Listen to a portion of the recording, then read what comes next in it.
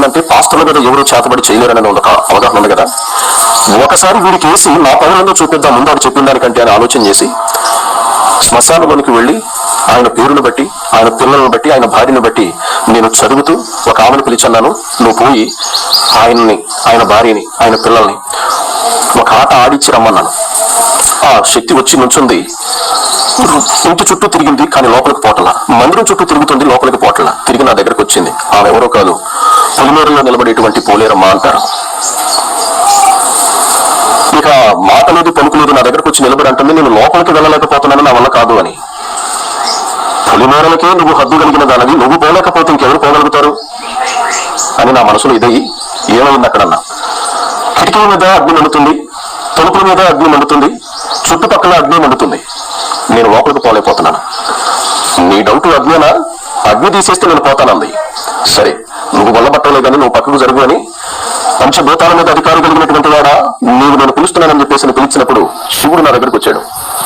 నన్ను ఎందుకు నువ్వు పిలిచాడన్నాడు.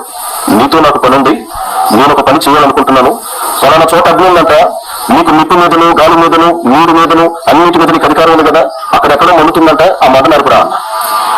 ఆ మంట నరిపిరా అన్నప్పుడు ఆయన వాయు మేఘంగా పోయాడు. మేఘాలన్నీ కుమ్మరించి ఆంతుడు మీరు కుమ్మరిస్తాడో నేను ఎదురు చూస్తున్నాను.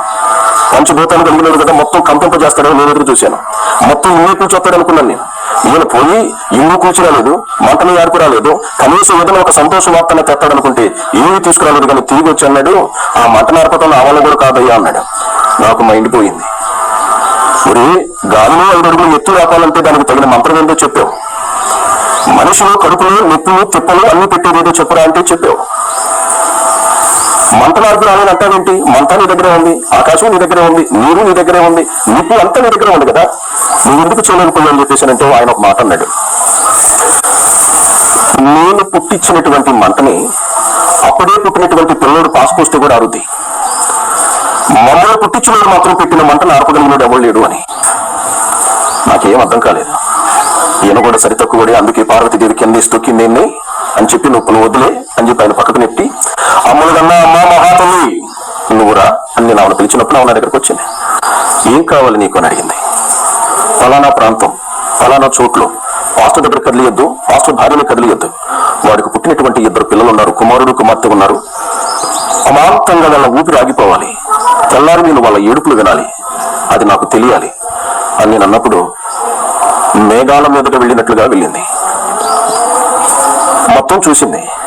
ఆయనేమో మంట నార్పమని అన్నాడు, పులిమేరలో ఉన్నదేమో మంట నాకు ఎక్కువవుతుంది అంది.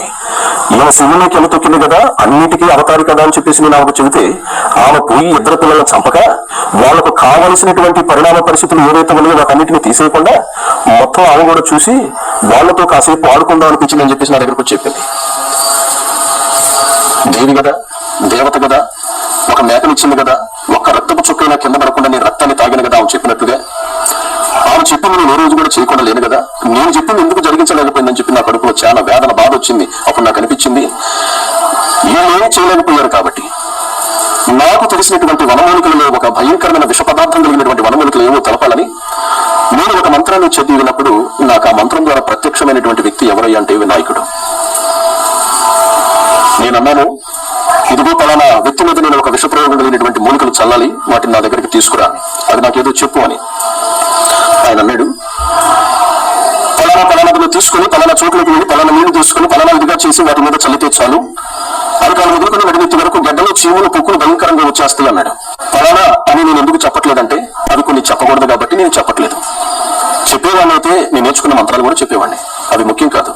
మంత్రం కన్నా, తంత్రం కన్నా, యంత్రం కన్నా గొప్పవాడు పైన దేవుడే, ఆయన గురించే చెప్పడానికి నేను ఈ రోజు ఇష్టపడుతున్నాను. అలా నేను ఎప్పుడైతే ఆయన చెప్పిన వాటన్నిటిని తీసుకొని ఒక మూకిట్లో పెట్టుకొని ఆవుతున్న చదువుతామని చెప్పి ఆయన దగ్గర పోవడంతోనే వెంటనే నా చేతిలో ఉన్నటువంటి మూకిట కింద పడిపోయింది. అది నేలపాలైపోయింది.